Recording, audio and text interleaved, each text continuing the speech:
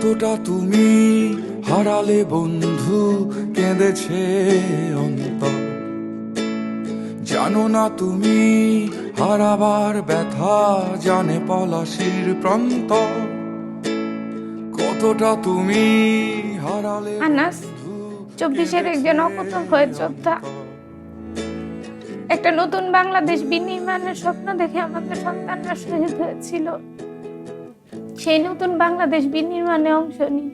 একদিনে 2 ভোট, সংসদ নির্বাচনে ভোট দিয়ে ঠিক করুন কেমন সরকার চান, আর গণভোটে ভোট দিয়ে ঠিক করুন ভবিষ্যতের বাংলাদেশ কেমন চান।